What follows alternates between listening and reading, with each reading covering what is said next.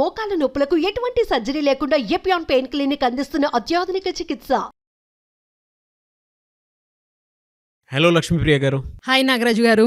Manifestation అంటే విజువలైజేషన్లో మనం ఏదైనా చేసుకున్నాము అని అంటే డెఫినెట్గా అది సక్సెస్ అయ్యే అవకాశం ఉంటుందని చెప్పేసి అంటూ ఉంటారు. ఈ మేనిఫెస్టేషన్ పవర్ స్కిల్స్ మనం అడాప్ట్ చేసుకుంటే ఎలా ఉంటుందండి అసలు జనరల్గా? వండర్ఫుల్ క్వశ్చన్ అండి. బేసిక్గా మేనిఫెస్టేషన్ అనే వర్డ్ మనకి చాలా అలవాటైపోయింది, డైలీ ఒక వాడుక భాష అయిపోయింది. సో ఏంది మేనిఫెస్టేషన్ అంటే? మీనింగ్ ఏంది మనకి? మన లైఫ్లో ప్రతి ఒక్కరికి డ్రీమ్స్, గోల్స్ ఉంటాయి, డిజైర్స్ అచీవ్ చేయాలి అని. సో ఇవన్నీ మనకి మైండ్లో ఉన్నాయి. ఈ మైండ్లో ఉన్నదాన్ని మన ఫిజికల్ రియాలిటీ తీసుకుని వచ్చే ప్రాసెసే మేనిఫెస్టేషన్ ప్రాసెస్. ప్రతి ఒక్కరికి ఇప్పుడు నాకు ఒక డ్రీమ్ హౌస్ కావాలి, ఇది నా మైండ్లో ఉంది, నేను ఇది మేనిఫెస్ట్ చేయాలి అని నేను ఒక గోల్ పెట్టుకున్నాను. ఇది ఎప్పుడు ఫిజికల్ రియాలిటీ అవుతుంది? అప్పుడు నేను అది మేనిఫెస్ట్ చేసినట్టు. సో ఈ ఫిజికల్ రియాలిటీకి ఒక ఎనర్జెటిక్గా ఉన్నదాన్ని మ్యాటర్లో తీసుకురావడంని మేనిఫెస్టేషన్ ప్రాసెస్ అంటారు. ఓకే. సో ఇక్కడ ఒకటి మనం చాలా గుర్తించుకోవాల్సిన పాయింట్ ఏంటి అని అంటే, మనం ఫిజికల్ రియాలిటీకి తీసుకురావడం అంటున్నాం. ఈరోజు మన ఫిజికల్ రియాలిటీ ఏమున్నా కూడా అవన్నీ కూడా మనము ఆల్రెడీ మేనిఫెస్ట్ చేసాం అనుకోవచ్చా? మీరు చెప్తుంటే నాకు ఒకటి చాలా క్లియర్గా గుర్తు అయింది ఏంటంటే, completely your talking about spiritual power. అంటే మన మైండ్లో మనం ఇది ఏదైతే అనుకోని రియాలిటీలో చూడగలుగుతామో, అంటే ఫిజికల్ మ్యాటర్లో ఏదైతే చూడగలుగుతామో అది మేనిఫెస్టేషన్ అని చెప్పేసి చెప్తున్నారు. ఎక్సలెంట్ అండి. సో ఇప్పుడు మనం స్పిరిచువాలిటీ అయినా, నేను చెప్పే కంప్లీట్ కాన్సెప్ట్ అంతా సైంటిఫిక్గా ప్రూవ్ అయింది. సో నేను సైన్స్ బేస్లో చెప్తున్నాను. ఫర్ ఎగ్జాంపుల్, ఈరోజు మన లైఫ్లో ఉన్న ఫిజికల్ రియాలిటీ, మన హెల్త్ కండిషన్ కావచ్చు, మన రిలేషన్షిప్స్ కావచ్చు, మన కెరియర్లో ఎలాంటి ఆపర్చునిటీస్ ఉన్నాయా, లేదా స్ట్రగుల్స్ ఉన్నాయా, లేదా మన ఫైనాన్షియల్ కండిషన్స్, ఇవన్నీ మనం ఆల్రెడీ మేనిఫెస్ట్ చేసాం. సో ఇవన్నీ మనము అన్కాన్షియస్గా మేనిఫెస్ట్ చేసాం. ఎప్పుడైతే మనం కాన్షియస్గా వర్క్ చేస్తామో మన డ్రీమ్స్ని ఈజీగా మ్యాటర్గా కన్వర్ట్ చేసుకోవచ్చు, రియాలిటీలో తెచ్చుకోవచ్చు. హౌ అనే దీనికి ఒక ఎగ్జాంపుల్ ఇస్తానండి మీకు. షూర్. ఇది ఒక మ్యాగ్నెట్ అనుకోండి. మ్యాగ్నెట్ ఒక నేచర్ ఏంది, ఏం చేస్తుంది? ఇది బేసిక్గా ఐరన్ అట్రాక్ట్ చేస్తుంది. దీని చుట్టూ ఎప్పుడైతే మ్యాగ్నెట్ పెడతామో చుట్టూ ఐరన్ వచ్చి అతుక్కుంటుంది. ఈ మ్యాగ్నెట్ వచ్చి నాకు ఈ ఐరన్ పీస్ వద్దు అని తీసేస్తే ఇంకొకటి సేమ్ ఐరన్ ప్రాపర్టీ ఉన్నది వచ్చి అతుక్కుంటుంది కదా. సిమిలర్గా ఇది మన చుట్టూ ఉన్న పరిస్థితులు, మన హెల్త్ కండిషన్స్, మన రిలేషన్షిప్స్, మన కెరియర్, మన ఫైనాన్షియల్ కండిషన్స్, ప్రతి ఒక్కటి మన చుట్టూ ఎందుకు ఉన్నాయి అని అంటే, ఇది మనం అట్రాక్ట్ చేసాము, మన ఒక నేచర్ ఇది. సో ఎంతసేపు నాకు ఈ చుట్టూ ఉన్న పరిస్థితులపైన మనం వర్క్ చేస్తున్నంత కాలం, నాకు ఇలాంటి రిలేషన్షిప్ వద్దు, టాక్సిక్ బాస్ ఉన్నాడు, ఈ జాబ్లో చాలా స్ట్రగుల్స్ ఉన్నాయి అని అనుకుంటే మనం ఇది వద్దు, ఈ జాబ్ వద్దు, వేరే జాబ్కి వెళ్తే అక్కడ కూడా సేమ్ అట్లాంటి పర్సన్ని అట్రాక్ట్ చేస్తాం.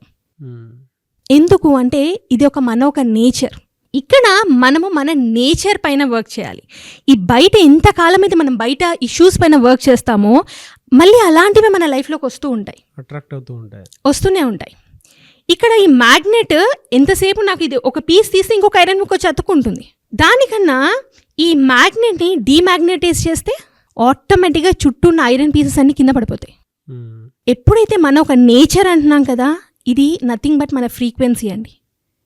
మన ఫ్రీక్వెన్సీ పైన మనం వర్క్ చేసి ఎప్పుడైతే మన ఫ్రీక్వెన్సీని రేస్ చేస్తామో మన చుట్టూ ఉన్న మనుషులు, పరిస్థితులు అవే ఆటోమేటిక్గా చేంజ్ అయిపోతాయి. Thought shift. ఎస్. మన ఫ్రీక్వెన్సీ అనగానే చాలామంది అనుకునేది మన థాట్స్ వరకే వచ్చి ఆగుతున్నారు, థాట్స్ పైనే వర్క్ చేస్తున్నారు. ఇక్కడ మన ఫ్రీక్వెన్సీ ఏంది అనేది మనం క్లియర్గా తెలుసుకోవాలండి. మన ఫ్రీక్వెన్సీ బేసిక్గా దేనిపైన డిపెండ్ అయి ఉంటుంది అంటే, మన మెయిన్గా వచ్చి ఎమోషన్స్ పైన డిపెండ్ అయి ఉంటుందండి. ఇప్పటి వరకు మనందరము తెలిసింది థాట్స్ అని అంటున్నాం. థాట్స్ కూడా మన ఫ్రీక్వెన్సీ పైన ఏ విధంగా ఇన్ఫ్లుయెన్స్ చూపిస్తుంది అనే దానికి ఒక చిన్న ఎగ్జాంపుల్ మీకు. మన ఎమోషన్స్ ఉన్నాయి. నేనేమంటున్నాను, మన ఎమోషన్స్ ఎక్కువ ఇన్ఫ్లుయెన్స్ చేస్తుంది మన ఫ్రీక్వెన్సీ ఏదున్నా.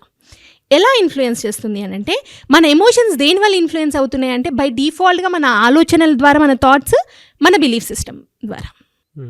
ఇప్పుడు ఒక వ్యక్తికి ఒక మైండ్లో ఒక బిలీఫ్ ఉందండి, పిల్లి ఎదురొస్తే ఏదో జరుగుతుంది అని ఒక బిలీఫ్ ఉంది. ఇంట్లో నుంచి స్టార్ట్ అయ్యాడు, స్టార్ట్ అవ్వగానే ఏమవుతుంది, తెలియకుండానే పిల్లి కనిపించగానే ఒక ఆలోచన వస్తుంది మైండ్లో. ఈ బిలీఫ్ సిస్టమ్ ఎందుకు వచ్చింది అంటే చిన్నప్పటి నుంచి పెరిగిన పరిస్థితులు, చూసిన విషయాలు కానివ్వండి, విన్న మాటలు, మనకి సినిమాలలో చూపించేటివి, చాలా ఒక బిలీఫ్ సిస్టమ్స్, ఎన్నో మనకి బిలీఫ్ సిస్టమ్స్ ఉన్నాయి. ఆ బిలీఫ్ సిస్టమ్ వల్ల ఒక ఆలోచన వచ్చింది, ఈరోజు ఏమో జరుగుతుంది అనే ఆలోచన వచ్చిన ఫ్రాక్షన్ ఆఫ్ సెకండ్ మనకి తెలియకుండానే మన బాడీలో ఒక ఫీలింగ్ వస్తుంది, ఒక భయం, యాంగ్జైటీ, ఏం జరుగుతుందో అని. ఈ ఫీలింగ్ ఏదైతే ఉందో దిస్ ఇస్ మన ఫ్రీక్వెన్సీని డిసైడ్ చేస్తుంది. సో మన ఎమోషన్ని మనం కంట్రోల్లోకి తీసుకోవాలి అని అంటే మన థాట్స్ పైన, మన బిలీఫ్స్ పైన, మన ఒక యాక్షన్స్ పైన మనం వర్క్ చేస్తే ఆటోమేటిక్గా మన ఫ్రీక్వెన్సీ రేజ్ అవుతుంది. మనము ఏం చేస్తామంటే లైఫ్ అంతా ఈ చుట్టూ ఉన్న పరిస్థితులపైనే వర్క్ చేస్తూ ఉంటాం. మన ఎక్స్టర్నల్ రియాలిటీ మారాలి అని అంటే మన ఇంటర్నల్ రియాలిటీ మారాలి. ఎప్పటి వరకైతే మనకి ఒక బిలీఫ్ సిస్టమ్ ఉంటుంది, మనీ చెట్లకి కాస్తుందా అని అంటారు కదా, మనీ చెట్లకు కాయదు అని, మనీ ఎర్న్ చేయడం ఈజీ కాదు అనేది ఒక బిలీఫ్ సిస్టమ్. ఎప్పటివరకు ఈ బిలీఫ్ సిస్టమ్ మైండ్లో పెట్టుకుని I'm so rich, I'm so wealthy అని ఎన్నిసార్లు అఫర్మేషన్స్ రాసినా కూడా ఆ బిలీఫ్ సిస్టమ్ మారినంత వరకు లైఫ్లో ఇది మ్యాటర్గా కన్వర్ట్ అవ్వదు. ఏదైతే మన మైండ్లో ఉన్న ఒక డిజైర్, గోల్, అది మ్యాటర్గా కన్వర్ట్ అవ్వదు, ఎందుకంటే ఫ్రీక్వెన్సీ అక్కడనే ఆగిపోయింది. సో ఇది మన ఎమోషన్స్తోని ఎలా మన ఎమోషన్స్ని చేంజ్ చేసుకోవాలి, మన ఎమోషన్స్ ఏ విధంగా మనం కంట్రోల్ చేసుకోవాలి అనే దాని గురించి we have to work on hour emotions అండి. నాగరాజు గారు, ఇప్పుడు మనము అన్కాన్షియస్గా మన ఆలోచనలు, మన ఎమోషన్స్ మన బాడీని ఎలా ఇన్ఫ్లుయెన్స్ చేస్తుందని ఒక చిన్న డెమాన్స్ట్రేట్ చేద్దాం. ఓకే ఓకే, ఒక్కసారి హ్యాండ్ స్ట్రెచ్ చేయరండి మీరు సైడ్కి, రెండు, ఇంకా స్టిఫ్గా. Super, perfect. Can I touch? Wonderful అండి, చాలా స్ట్రెంగ్త్ ఉంది, స్ట్రాంగ్ ఉన్నారు, సూపర్. కింద చేసాను సార్. Close your eyes. ఒక్కసారి డీప్ ఇన్హేల్, స్లోగా ఎక్సేల్ చేయండి.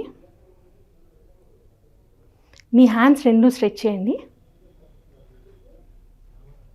మీ లైఫ్లో ఒక హ్యాపీయెస్ట్ మూమెంట్, ఆ పిక్చర్ క్లియర్గా చూడండి. Feel that emotion. Can you see that picture? ఆ సౌండ్ వినండి. అక్కడ మీరు ఆ మూమెంట్లో విన్న సౌండ్స్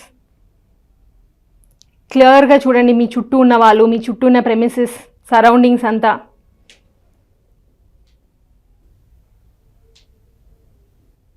ఓకే సార్, ఓపెన్ చేయండి.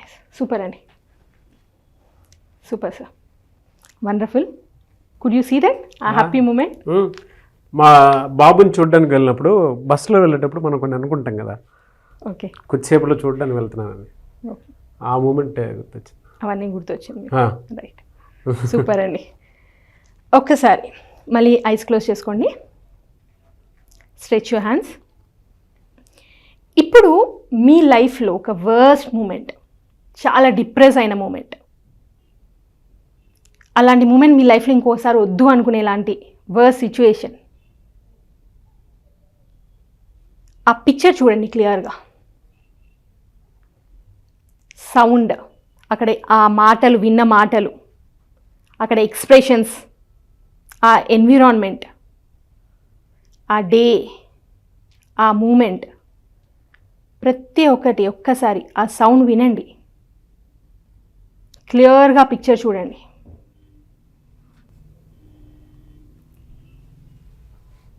Super sir.